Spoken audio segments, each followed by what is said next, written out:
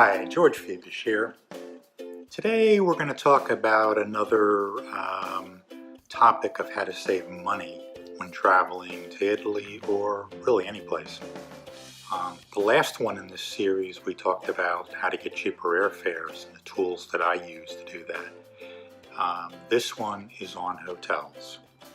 Now the airfares and the hotels are going to probably be your two most expensive items on a trip, especially a trip to Italy where you have long distances to go. There are several types of hotels when you travel. One is cheap local hotels. In Italy, these would be the Italian hotels that everyone loves. You can then move up to resort type hotels and then the chain hotels. Kind of stay away from chain hotels and the more expensive resort hotels. If it's a special occasion, like you're getting married, it's your honeymoon, you may want to spend the money. When Joe and I went on our honeymoon in Capri, we stayed at a wonderful hotel that was 700 euros a night. Not something we normally do on vacation, but it's a special occasion. When we go for the smaller Italian hotels, we try to find hotels that have private baths. It's one concession that I want. Otherwise, you share a bath with other people in the hotel. You have to walk down the hall, so if you're going in the middle of the night, you gotta put something on, go down the hall, go to the bathroom, come back. Not the easiest thing, but if you really want to save money, you can do that. Okay, now these local small hotels, they're small but comfortable. Bathrooms are really small. I was in one in Rome, and big cities, even in the States, tend to have smaller rooms. I was in one in Rome where the shower was so small that if you bent over to try to wash your feet, you could turn the shower off. But when you go to Italy, unless it's your honeymoon, you're not going to spend that much time in the room. Why spend all this money for a resort-like room or sit down by the pool? You could have done that back at home.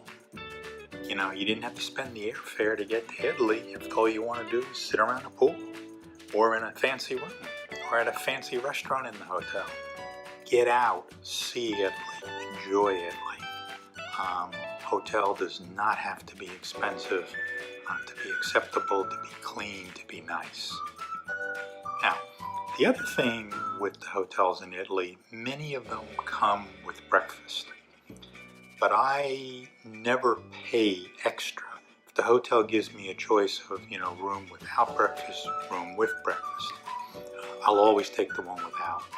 Because, truth be told, when we're in Italy, I eat like an Italian, which means in the morning you go to the bar to drink. Come on, guys. You go there for coffee, cappuccino, coffee latte, cafe americano, if you're, not into espresso, and a sweet roll or a piece of cake. That's what the Italians eat. Something light, small, gets them started in the morning. Bars are on almost every street, especially in the big cities. So just find the closest one to your hotel, go there, and for a couple of euro, you have breakfast. You don't need the meats and the cheeses and the breads and eggs. And eggs in Italy, you're going to typically get a hard-boiled egg. Again, unless you're at an American-type hotel where you're getting, omelets and scrambled eggs and that. But I don't go to Italy for that. So I get it here. When I go to Italy, I want to be like the Italians. So pick your hotel. Don't pick breakfast. Don't worry about it. Sometimes they can charge you 20, 30 euros, to get the bed and breakfast plan where all you're doing is getting a breakfast. You do get, maybe you get yogurt and some toast and cheeses and meats and that type of thing.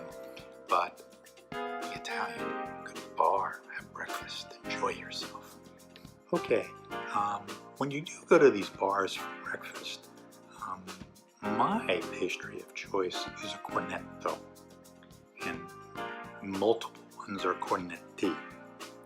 These are croissant-shaped pastries. Do not call them a croissant, they're cornetto. They're not flaky like the French croissant. They're a softer roll. They can be plain.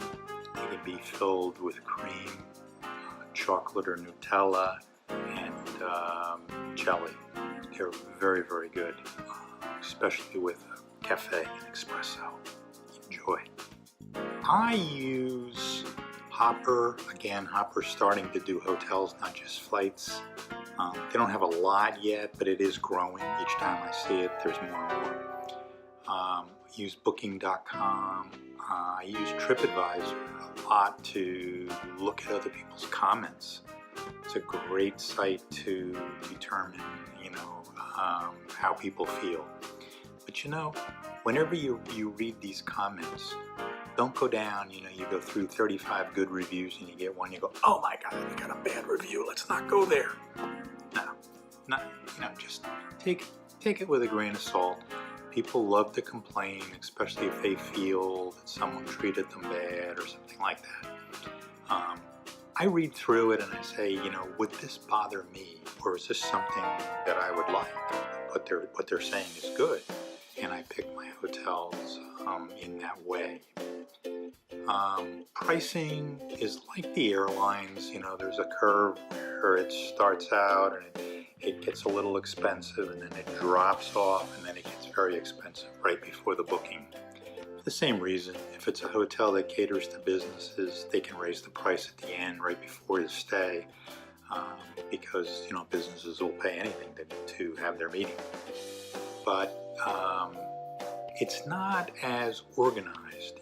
Hopper shows you on the airlines exactly when these curves happen and when's the low point, when's the high point. The hotels, they're different by chain, they're different by hotel group, so you may not be able to pick exactly when prices are going to drop or when they're going to rise.